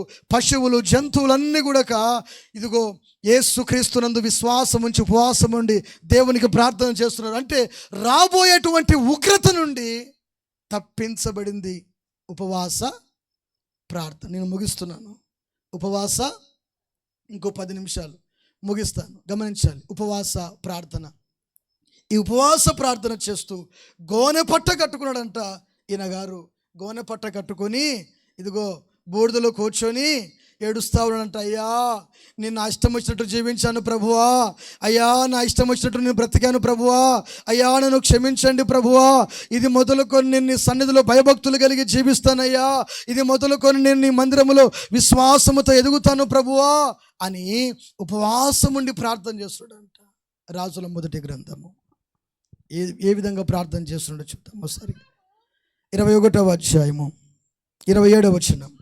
అహాబు ఆ మాటలు విని తన వస్త్రములు చింపుకొని గోనె పట్ట కట్టుకొని ఉపవాసం ఉండి గోనె పట్ట మీద పరుండి వ్యాకుల పడుచుండగా యెహోవాకు తిష్బీయుడైన ఏలియాకు ప్రత్యక్షమై ఇలాగు సెలవిచ్చెను, మాట్లాడుచు, అహాబు నాకు భయపడి వినయముగా ప్రవర్తించుట చూచితివా? నాకు భయపడి అతడు వినయముగా ప్రవర్తించుట చేత ఆ పాపం అతని కాలమందు సంభవింపకుండా ఆపి అతని కుమారుల కాలమందు అతని కుటుంబం మీదకి, సంతానం మీదకి రప్పిస్తా అన్నాడు దేవుడు. గమనించాలి. క్రీస్తునందు ప్రియ దేవుని బిడ్డరా, దేవుని సేవకునిగా మీకు చెప్పేటువంటి మాట ఏమిటంటే, దేవుని గణపరిచేటువంటి వారి జోలికి ఎప్పటికి కూడా మనము వెళ్ళకూడదు. కొంతమంది సేవకుల జోలికి వెళ్తారు, కొంతమంది భక్తిపరుల జోలికి వెళ్తారు, కొంతమంది మంచి విశ్వాసుల జోలికి వెళ్తారు. అది పొరపాటు, అది శాపముగా మారుతుంది. గమనించండి. సాధ్యమైతే నీవు యెహోవాను గణపరచు. హల్లెలూయా. ఎందుకు యెహోవాను గణపరచాలి? ఆయన అంటున్నాడు, నేను ఘనమైన మహారాజును అంటున్నాడు మలాకి గ్రంథంలో. నేను ఘనమైన మహారాజును, ఇదిగో నేను ఘనతను పొందదగినటువంటి అర్హుడను, నాకు రావాల్సినటువంటి ఘనత మీరు విగ్రహాలకు ఇస్తే ఎలా, మనుషులకి ఇస్తే ఎలా, డబ్బుకి ఇస్తే ఎలా, వ్యాపారానికి ఇస్తే ఎలా, కూలి పనికి ఇస్తే ఎలా? దేనైతే నువ్వు ఎక్కువగా ప్రేమిస్తున్నావో దానే ఘనపరుస్తున్నావు. ఈరోజు పత్తి పోని మీకెళ్ళి వరి నాట్లు ఎక్కువ ఉంటాయేమో. ఈరోజు వరి నాటుకి రోజు 300 ఇస్తారు. ఎంత? రోజు 300 ఇస్తారు. సాతనుడు ఆదివారం ప్రార్థనకి వెళ్ళకుండా వాడు ఒక ప్లాన్ చేసుకుంటాడు. కలుపు తీసేటువంటి ఆ పొలం అటువంటి సౌకారులు ఉంటారు కదా, వరి పండించేటువంటి రైతులు ఉంటారు కదా, ఆ సౌకారులకు సాతనుడు ఒక ఆలోచన ఇస్తాడు. ఏమని? రేయ్ రోజు 300 ఇస్తుంది, ఈరోజు ఆదివారం వచ్చింది కదా, ఎవరు పనికిరారు, నీకు నాట్లేరు, ఇదిగో 500 ఇస్తాను చెప్పు. ఎంత ఎంత ఎంత? మీరు పోలేదని నేను నమ్ముతున్నా. మా ఊరిలో ఉన్నారు, ఏమో నాకు తెలియదు, నేను అడగలేదు. 500 ఇస్తా ఈరోజు కూలి, వస్తావా కోత కోయడానికి? 500? నేను ఈరోజు ఆదివారం కదా చర్చికి పోదామని బైబిల్ తీసుకున్నాను, ప్రార్థనకి వెళ్దాం. ఎందుకంటే మా ఊరిలో పెద్ద చర్చి మేము కట్టుకున్నాం కష్టపడి, మా మందిరం ఉంది, ప్రార్థనకి వెళ్తా నేను ఈరోజు అనుకున్నాను. కానీ సాతానుడు 500. అబ్బా సర్లే, రాత్రి పెడతారుగా ప్రార్థన, అప్పుడు చూద్దాంలే. బైబిల్ ఇంట్లో పెట్టి అక్క సద్ది చేత పట్టుకొని ఎక్కడికి, అయ్యగారు కానీ అమ్మగారు కానీ సద్ది చేత పట్టుకొని పొలానికి వెళ్ళావంటే నువ్వు డబ్బును గణపరుస్తున్నావు. ఎవరిని గణపరుస్తున్నావు?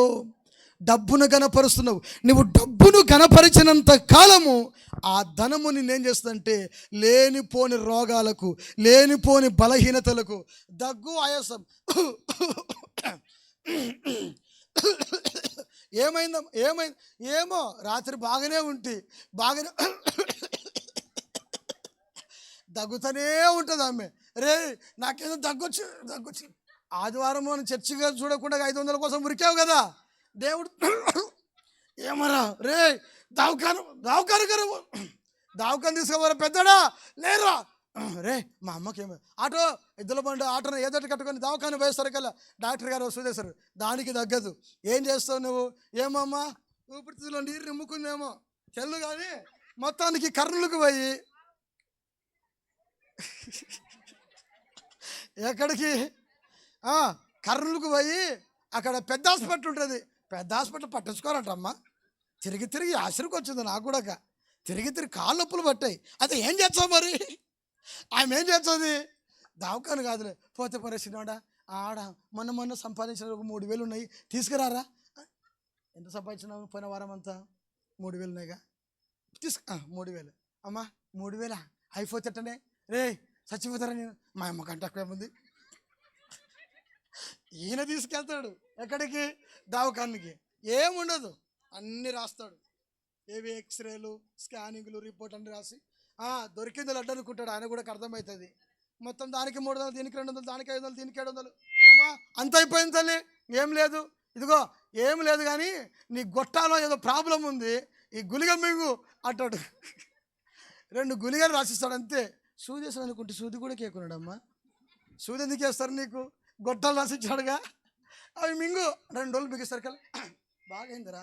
ఒరే 3,000 ఏమైనారా? ఏమైపోయినాయి?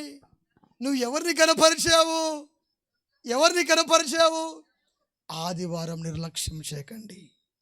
విశ్రాంతి దినము లేక దేవుని ఆరాధించేటువంటి పునరుద్ధాన దినము ఈ దినమున దేవుని మందిరములోనే ఉండాలి. దేవుని చేతులెత్తి ఆరాధించయ్యా, నా శ్రమను చూడండి, కన్నీరు కార్చి మోకరించి మందిరములో నా కన్నీరు కార్చి ప్రార్థన చేయచ్చయ్యా. నేను నిన్ను తప్ప నేను ఎవరిని కనపరచను, నేను నిన్ను తప్ప ఇంకెవరిని మహిమపరచను, నీవే మా రాజువు. చనిపోయినటువంటి దైవజనులు ఆఖరి ప్రసంగం చేశారు. మై కింగ్ ఎవరు? పగడాల ప్రవీణ్ గారు అంటారు, మై కింగ్ ఎవరైనా, నీ రాజు ఎవరైనా. అరే రాజులకు రాజా యేసు రాజా, దేవతలకు దేవుడా యెహోవా దేవుడా, దేవతలకు దేవుడా యెహోవా దేవుడా. రాజులకు రాజా యేసు రాజా, దేవతలకు దేవుడా యెహోవా దేవుడా, దేవతలకు దేవుడా. ఆయన గణపరచాలి మనం అంతే. ఆయన మందిరానికి వచ్చినప్పుడు వాక్యములు అంటాడు, దైవజనుడైన ఒక వ్యక్తితో ఏలి గురించి మాట్లాడతాడు. దేవుడు మాట్లాడతాడు, ఇదిగో నన్ను గణపరచు వారిని నేను దేవుడు ఘనతకు అర్హుడు. రండి సమూయేలు రాసిన మొదటి గ్రంథము బైబిల్ గ్రంథంలో నుండి 2వ అధ్యాయము 30వ వచనములో దేవుడు తన సేవకునితో మాట్లాడేటువంటి మాట. ఇంకా సమూయేలు పరిచర్యలకు రాలేదు. నీ ఇంటివారును నీ పితరుని ఇంటివారును నా సన్నిధిని యాజకత్వము జరిగించుదురని యెహోవా ఆజ్ఞ ఇచ్చినప్పుడు ఇప్పుడు కేవలము ప్రతికూలమాయనని ఇశ్రాయేలీయుల దేవుడైన యెహోవా సెలవిచ్చుచున్నాడు, ఇలాగున కావున యెహోవాకు ఏదనగా నన్ను ఘనపరచు వారిని నేను ఘనపరుస్తా. కొట్టు చప్పట్లు గట్టిగా సరిగా బిగరగొట్టండి. దేవుడు సెలవిచ్చేటువంటి మాట, నన్ను ఘనపరచు వారిని నేను ఘనపరుస్తా. నువ్వు ఎవరిని ఘనపరుస్తున్నావు? కొంతమందికి సౌందర్యమైనటువంటి ఈ అందము మీదనే దేవుని వాక్యం అంటుంది, అందము మోసకరము, సౌందర్యము వ్యర్థము. ఎంత ఉండరు పిల్లలు, అర్థం కానీ నిలబడతారు. ఏమైందమ్మా నీకంటే దూతనే దూతనే దూతనే దూతనే. ఏమైంది? ఏం లేదు దూత. ఎంతసేపు నిలబడతావు అర్థం కాడా? వీడికి ఉండేది ఈ మైక్ లెక్క, ఈయన కూడక వీడు కూడక అని నిలబడి దూతనే ఉంటాడు. ఎందుకురా ఏం చేస్తున్నావు అని అంటే వస్త్రలే అంటాడు రుద్దుతనే ఉంటాడు. ఏం రుద్దుతున్నావురా నువ్వు? ఏం ఎలకతోలు ఆడదల్లే ఉతికినా అంతేగా అంతే అంటే. అరే దేవుడు ఎవరికి ఇచ్చిన అందము, ఎవరికి ఇచ్చిన సౌందర్యము, ఇచ్చిన కలర్ను బట్టి, బాడీని బట్టి దేవుని స్తుతించాలి. దానికా నిలబడమనుకోండి, దాన్ని మనం ప్రేమిస్తున్నట్లే. గమనించండి, దేవుని గణపరిచేటువంటి వాళ్ళు దేని కొరకు సమయాన్ని వృధా చేయరు, కేవలము దేవుని మహిమపరచడానికి మాత్రమే ఉపయోగిస్తారు. హల్లెలూయా. వాక్యం పనులు చేసుకోండి కాదనట్లేదు. కష్టపడి వండుకునండి, తినండి, మంచి భోజనము చేయండి, మంచి ఆహారము తినండి, తప్పు లేదు. కానీ దేవుని మందిరమును మానకండి. దేని మానకూడదు? దేని మానకూడదు? దేవుని మందిరాన్ని క్రమముగా కూడుకొనుట మానకూడదు. స్త్రీలు, పురుషులు, పెద్దలు, పిల్లలు, మీ కొరకు దేవుని మందిరము, మీ కొరకు దైవ సేవకులు ఉన్నారు. మానకూడదు దేవుని ఆరాధించడానికి, దేవుని వాక్యం వినడానికి. ఎప్పుడు కూడా నిర్లక్ష్యం చేయకూడదు. నా సేవ జీవితంలో ముగిస్తున్నానండి, ఇంకో 10 నిమిషాల్లో ముగిస్తాను. నా చిన్న సాక్ష్యము, నా సేవ జీవితంలో నేను ఎప్పుడు కూడా నిర్లక్ష్యంగా నేను లేను. నేను సేవకు రాకమునుపు ఒక సౌకారి ఇంట్లో పనిచేసేటువంటి వ్యక్తిని. నా తండ్రి చనిపోయాడు. మా ఇల్లు చాలా కఠోరమైన బీద గృహం, అది బీద ఇల్లు. పూట పనికి వెళ్తే రెక్కాడందే డొక్కాడదు. మా అమ్మ, మా అవ్వ వాళ్ళు పని చేసుకోవాలి, మాకు పెట్టాలి. నేను 4వ తరగతి 3వ తరగతి చదువుకుంటున్నాను. కానీ నేను సరిగ్గా చదవలేక, బడికి పోలేక, నేను కూడా పొలం పని చీడిపత్తికి వెళ్ళాను. కొద్ది రోజులు పొలం పనులు చేశాను. ఆ తర్వాత మా పెద్దమ్మ నన్ను కర్నూలులో ఒక ధనవంతుని యొక్క ఇంట్లో పెట్టింది పనికి. ఆయన ఇంట్లో 10 సంవత్సరాలు చేశా. 2000 సంవత్సరం నుండి 2009వ సంవత్సరం వరకు, ఎండింగ్ వరకు పనిచేశా. అక్కడ పనిచేసిన తర్వాత ఆ ఇంట్లో నాకు ఏది కొదవలేదు. సకల సమృద్ధిగా ఉన్నాను. ధనము విషయంలో, డబ్బు విషయంలో, కంటి కోరిన తిండి అన్నీ సమృద్ధిగానే ఉన్నాయి. నేను యేసుక్రీస్తు ప్రభుని 2007వ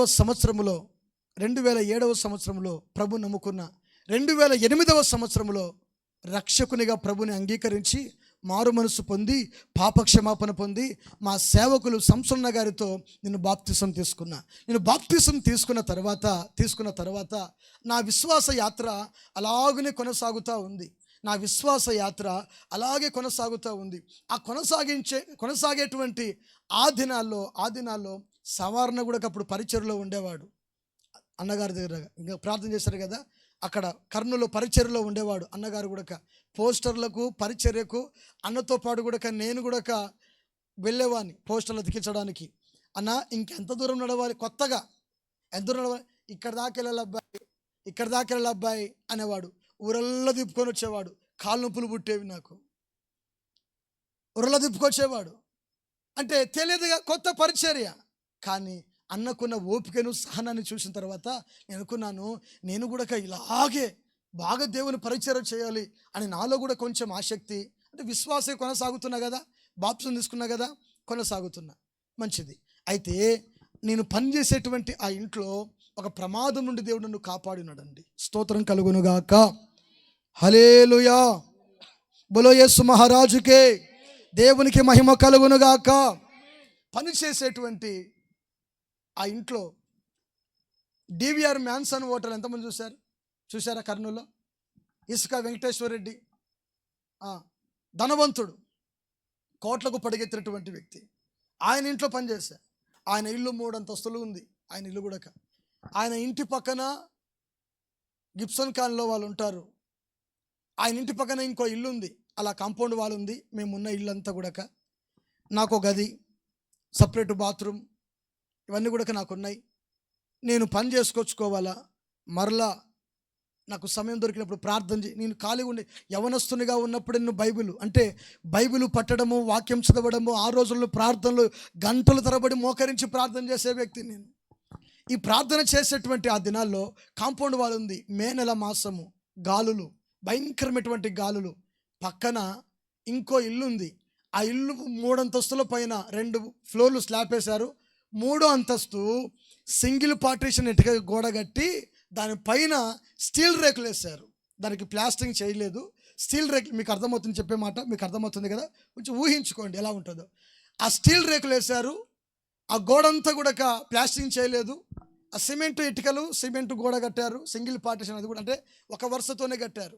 ఇంతలో గాళ్ళు విపరీతంగా ఉన్నాయి.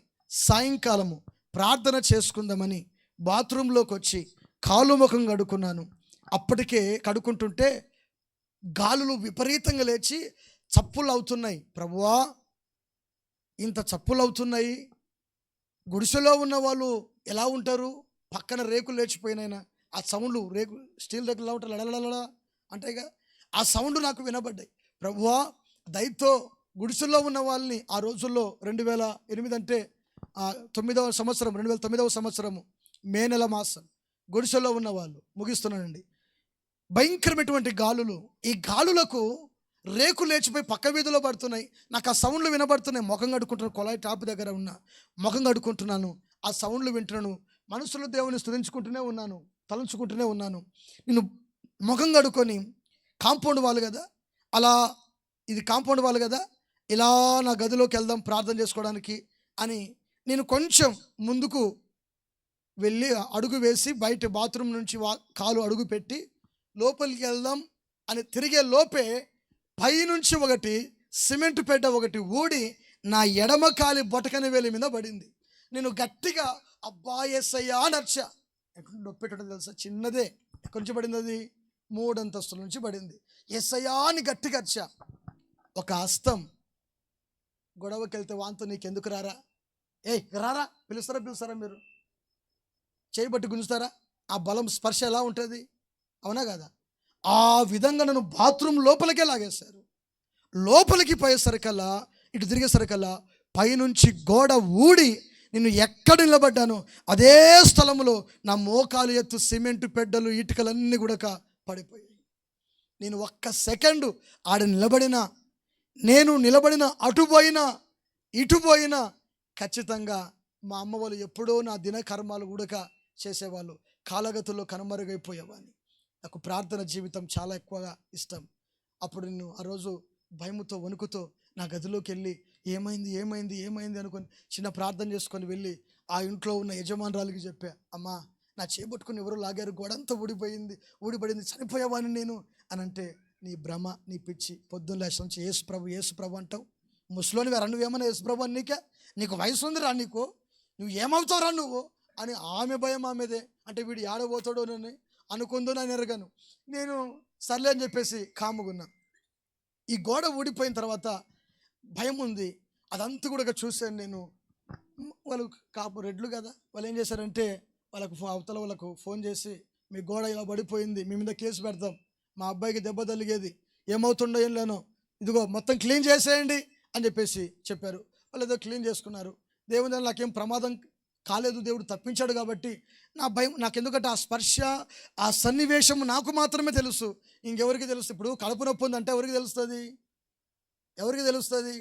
కడుపు నొప్పి ఉన్న వాళ్ళకే తెలుస్తుంది, లేని వాళ్ళకేం తెలుస్తుంది, అవునా కదా? ఆ స్పర్శ నాకు తెలుసు. నా గదిలోకి రాత్రి 10 గంటలప్పుడు నా గదిలోకి వెళ్ళి ప్రార్థన చేస్తూ ఉన్నా. నా ప్రేమటువంటి దేవుని బిడ్డలారా, ప్రార్థన చేస్తున్నా. రాత్రి 12 అయిందేమో, నేను ఎరగను. ఒక స్వరం, ప్రభు, నేను ప్రార్థనలో స్తుతించుకుంటూ కన్నీరు కార్చి ప్రార్థన చేస్తూ ఉన్నాను. ఒక స్వరం, నేను నిన్ను నా నామఘనత కొరకు వాడుకుంటా. ఇది ఒకసారి వినబడింది. నేను ఏదో నా బ్రహ్మలో ఈ టైంలో ఎవరు పిలుస్తారు మళ్ళీ ప్రార్థనలో ప్రార్థనలో ఉన్నాను నేను. ఆ మాట మునుపెన్నడూ నేను వినలేదండి. చాలా స్పష్టంగా నేను నిన్ను నా నామఘనత కొరకు వాడుకుంటా. రెండో మాట ఈ మాట వినబడింది. ఆ స్వరము నాకు అంటే వినబడలేదు. నేను దీని గురించి ఎక్కువగా ఆలోచన చేయలేదు. మా సేవకుల దగ్గరికి వెళ్ళి సాక్షి చెప్పా. మందిరానికి వెళ్ళి, అయ్యా ప్రమాదం నుంచి నాకు దేవుడు కాపాడినాడు, ఒక హస్తం నన్ను పట్టి లాగింది, ఒక స్వరం విన్నానయ్యా అని సేవకులు చెప్తే సేవకులు అన్నారు, దేవుని యొక్క అభిషేకం నీ మీద ఉంది, దేవుని సువార్త నీవు చేయాల్సినటువంటి దినాలు ఉన్నాయి, ఇవి ప్రభు యొక్క సేవకు సూచనగా అన్నారు. నా ప్రియమైన దేవుని బిడ్డరా, మే నెల మాసంలో జరిగింది ప్రమాదము. నవంబర్ 30వ తారీఖున ఆ ఇల్లు విడిచిపెట్టి పరిపూర్ణంగా దేవుని సేవకు వచ్చేసాను. కొట్ట చప్పట్లు గట్టిగా ఒకసారిగా. పరిపూర్ణంగా దేవుని సేవకు వచ్చేసాను. చదువు లేదు, జ్ఞానము లేదు, ఏదో పరిచర్య చేస్తూ సేవకులతో పాటు ఆయా ప్రాంతాల్లో సువార్త సభలకు, కూడికలకు, పరిచర్యలో, మందిరాల్లో నేను ఉంటూ ఈ విధంగా కొనసాగుతున్నా. సేవకులు 2012వ సంవత్సరంలో కర్నూలుకి ఒక 5 కిలోమీటర్ల దూరంలో ఒక మందిరం విశ్వాసులు ఉన్నారు. ఒక 5 కుటుంబాలు ఉన్నాయి. ఈ 5 కుటుంబాలు సేవకులు మాకు ఇచ్చారు. ఇదిగో నాన్న ఇక్కడ సేవ చేసుకో. నేను లేదయ్యా తెలంగాణకి వెళ్తా, నేను అటు ఐజా పైన ఇందువాసి ఉంది, సింధనూరు మీకు ఐడియా ఉందా? కొత్తపల్లి సింధనూరుకి వెళ్తా, నేను సేవకి వెళ్ళిపోతానయ్యా, అక్కడ అంటే కొంచెం పరిచయాలు ఉన్నారు, సేవకి వెళ్ళిపోతా అని చెప్పేసి అన్నా. నేను కాదయ్యా, ప్రతిదాని మనము దేవుని చిత్తమును కూడా గమనించాలి, ప్రార్థన చేద్దాం అని ప్రార్థన చేసి, ఇదిగో అక్కడ కుటుంబాలు ఉన్నాయి, అక్కడికి వెళ్ళండి, ప్రభు ఆశీర్వదిస్తాడు, వెళ్ళండి అని చెప్పేసి సేవకులు అక్కడ పెట్టాడండి. ఒక చిన్న గుడిసె అద్దెకు తీసుకున్నాము. 8 మందితో ప్రారంభించబడింది నా సేవ పరిచర్య. 2012వ సంవత్సరంలో ఏప్రిల్ మాసంలో మొదలుపెట్టా. 8 మందితో ప్రారంభించబడిన ఈ పరిచర్య ఒక 3 నెలలు గడిచిపోయింది. ఏం చేయాలో అర్థం కాని పరిస్థితి. 8 మందేనా ప్రభువా, ఇలా ఓ టేబుల్, ఇంత టేబుల్ ఉంటే ఈ గుడ్డ ఇలా వేసుకొని దాన్ని వెనక కూర్చొని, ఏం ప్రభువా ఒక వారం 5 మంది, ఒక వారం 3, ఇంతేనా ప్రభువా వచ్చేది ప్రభువా అని ప్రార్థన చేసుకుంటూ ఉన్నాను. ఒకరోజు తీర్మానం చేసుకొని ఒక 10 రోజులు ఉపవాసం ఉన్నాం. దేని కొరకు? సంఘ పరిచర్య కొరకు. దేని కొరకు అర్థమవుతుందా?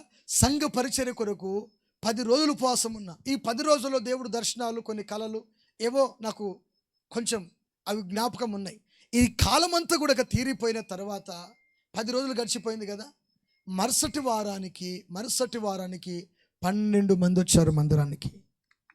ఎక్కడి నుంచి వచ్చారు నేను అడగను, వాళ్ళే బుడుకుంటూ వచ్చారు. అన్యులు, విగ్రహారాధికులు బుడుకుంటూ వచ్చారు. ఇక్కడ ఎవరో దానిల పాస్టర్ అంట, సంసోన్న గారి చర్చ్ అంట కదా అనుకుంటూ వచ్చారు. 12 మంది. ఆ మరుసటి వారానికి 24 మంది. అది సరిపోతలేదు, చిన్న గుడిసె ఇంత ఉంటుందేమో. 24 మందికి కిట అంటుంది. నేను ఎగిరెగిరి వాక్యం చెప్తున్నా. అప్పట్లోనే ఏం తెలుసు అని, తూ అంటే తూ రాదు, తా అంటే తా రాదు, ఎగిరెగిరి వాక్యం చెప్తున్నా 24 మందికి. ప్రభువానికి స్తోత్రం అని, అంటే దేవునిలోనే లేండి, దేవునిలో ఆనందిస్తూ చెప్తున్నా. ఇది సరిపోవట్లేదని మరలా ఒక స్థలము, ఒక ఆమె 1.5 సెంటున్నర స్థలము అద్దెకిస్తే దాని అద్దెకు తీసుకొని మా అయ్యగారితో మాట్లాడి, మా అయ్యగారి దగ్గర నుండి రేకులు తీసుకొచ్చి అక్కడ కప్పేసుకున్నాను. కప్పేసుకున్న తర్వాత అక్కడ నుంచి 25 మందితో చిన్నగా అక్కడికి వెళ్ళిన తర్వాత 70 మందికి పైగా అయ్యారు. సరిపోవట్లేదు. సెంటున్నర స్థలంలో 70 మంది పడతారా పాస్టర్ గారు? ఐడియా ఉందా మీకు? సెంటున్నర స్థలము కదా, సేవకులు మీకు అనుభవం ఉంటుంది. సెంటున్నర స్థలము 70 మందికి సరిపోవట్లేదు. అంత విగ్రహారాధికులే. నేనే వాళ్ళ ఇంట్లో ఉన్న విగ్రహాలు అన్ని తీసేసి ఉపవాస ప్రార్థనలు పెట్టి తీసేసి కాళ్ళలో దొక్కేసాను. కానీ బాప్తిస్మాలు ఇచ్చా. 70 మంది అయ్యారు. విశ్వాసులు అంటున్నారు, అయ్యా మందిరము సరిపోవట్లేదు, మనం బయటికి వెళ్ళిపోదాం. ఊరి చివరికి వీకార్ సెక్షన్ కాలనీ, రామారావు బిల్డింగ్లు అంటారు కదా, రామారావు బిల్డింగ్లకు పక్కన ఉల్చాల్ రోడ్లో ఎల్పేటకు మధ్యలో 3 సెంట్ల పావుదకం 3 సెంట్ల స్థలము. మా విశ్వాసులు అంటున్నారు, అయ్యా అక్కడ స్థలము తీసుకుందాం. డబ్బులు సంద ఎంత తెలుసో తెలుసా? 300 సందకి ఎంత? 3 సెంట్ల స్థలం తీసుకోవాలా? అది నా చేత అవుతుందా అని నేను ప్రార్థన చేస్తూ ఆలోచన చేస్తున్నటువంటి దినాలు. అంత డబ్బు మన దగ్గర లేదు కదమ్మా అంటే, తెస్తామయ్యా. విశ్వాసం, వాళ్ళ ప్రేమ చూడండి. వాళ్ళ దగ్గర ఉండే బంగారు ఉంటుంది కదా, ఆ బంగారు కూడా అమ్మి కుటుంబానికి 10,000 రూపాయలు వేసుకొని కొంత అప్పు తీసుకొచ్చి 3 సెంట్ల స్థలము కొని నా పేరు మీద రిజిస్టర్ చేశారండి. కొట్టు చప్పట్లు గట్టిగా. ఇది నన్ను బట్టి నా గొప్పతనమో నా భక్తియో, నేను మంచివానో లేకపోతే పేరు ప్రఖ్యాతి కాంచినవానో మాటకారునో కాదు. నా దేవుడు ఉచితమైన కృప. హల్లెలూయా.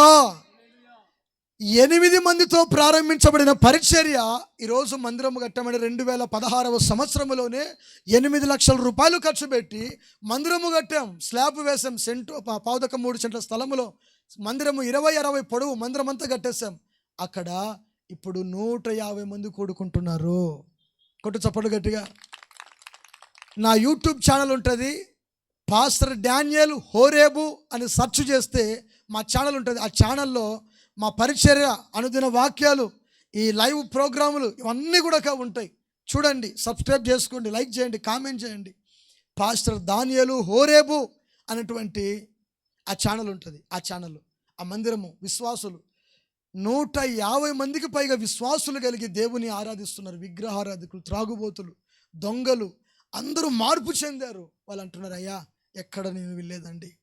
నేను అంటాను, ప్రభువా నువ్వు వాడుకున్నావు, నువ్వు చెప్పిన మాట, నేను నిన్ను నా నామ ఘనత కొరకు వాడుకుంటా. హల్లెలూయా. ఆయన సెలవిచ్చిన మాట, నన్ను గణపరచు వారిని నేను గణపరుస్తాను, నన్ను కొనియాడు వారిని నేను కొనియాడుతాను, పొగడింప చేస్తాను. దానియేలును కూడా దేవుడు దానియేలు దేవుని గణపరిచాడు, దేవుడు దానియేలును గణపరిచాడు. గమనించాలి, షడ్రక్ మేషక్ అబేద్నెగో దేవుని గణపరిచారు. అగ్నిగుండంలోనికి వెళ్ళిన దేవుడు వారితో ఉన్నాడు. అక్కడ ఉన్నటువంటి రాజులే దానియేలు యొక్క దేవుడు, షడ్రక్ మేషక్ అబేద్నెగో యొక్క దేవుణ్ణి ఆరాధించారు. కొట్టు చప్పట్లు గట్టిగా. ముగిస్తున్నాను. దేవునికి మహిమ కలుగునుగాక. గమనించాలి నా ప్రియమైనటువంటి దేవుని బిడ్డగా, యోసేపు ఉన్నాడు. యోసేపు దేవుని గణపరిచిన వ్యక్తి. తన యవ్వన వయసులో కూడా శరీర కోరికలు సాతానుడు ప్రేరేపించిన ఇదిగో అపవాది ఒక స్త్రీలో దూరి ఆ యోసేపు దగ్గరికి వచ్చిన యోసేపు పాపానికి దూరంగా పారిపోయాడు. కనుక యోసేపును దేవుడు ఎత్తుకున్నాడండి. ఆకాశమునంటూ ఎత్తైనటువంటి స్థలం మీద పెట్టాడు. కొట్టు చప్పట్లు గట్టిగా సరిగా. హల్లెలూయా. యోసేపు, ఇంతగా నువ్వు ఎందుకు దీవించబడ్డావు, ఎందుకు ఆశీర్వదించబడ్డావు? నేను నా దేవుని తప్ప ఎవరిని కనపరచలేదు. హల్లెలూయా. నా దేవుని తప్ప నేను ఎవరిని కనపరచను. ఆయనే నా రాజు, నా ప్రభు. ఆయనకు తప్ప నేను ఎవరికి సాగిలపడను. యోసేపు యొక్క తీర్మానం అది. హల్లెలూయా. యోసేపు యొక్క తీర్మానం. యోసేపు దేవుని కనపరిచాడు. అన్నలు వచ్చి సాగిలపడ్డారు. ఎవరు వచ్చి అంతగా నేను ముగిస్తున్నాను. అన్నలు వచ్చి సాగిలపడ్డారు. ఇదంతా నీకు ఎక్కడి నుంచి వచ్చిందిరా అబ్బాయి? యోసేపు ఎక్కడి నుంచి వచ్చింది? నా దేవుని గణపరచుట వలన. నీ దేవుడు ఎవరై ఉన్నారు? మహాగణుడై ఉన్నాడు. అందరూ నండి.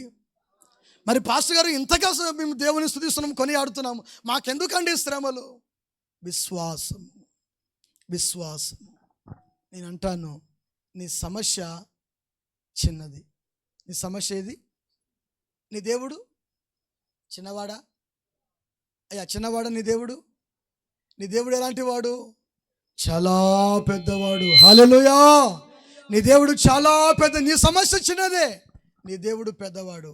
నీ దేవుని ముందు నీ సమస్య చిన్నదే, కానీ ఆయనను అడిగే విధానం, పొందుకునే విధానం నీవు ఎరగక సందిగ్ధంలో పడుతున్నావు. కనుక ఇది మొదలుకొని దేవునితో సహవాసం కలిగి ఉండండి, దేవునితో అనుబంధము కలిగి ఉండండి, దేవునిలో ఆరాధించండి, ఆనందించండి. నా దేవుని కృప మీకు, మీ కుటుంబాలకు తోడుగా ఉండి ఆశీర్వదించునుగాక. దేవుని గణపరిచే వారిగా మీరు ఉందురుగాక. నా దేవుని సమాధానము మీకు, మీ కుటుంబాలకు, సంఘమునకు, సేవకులకు ఉండునుగాక. ఆమేన్. హల్లెలూయా. మంచిది. ఈ సేవ పరిచర్య కొరకు మీ అమూల్యమైన కానుకలను సమర్పించుకుందాం. తమ్ముడు వినయ్ పాడతా.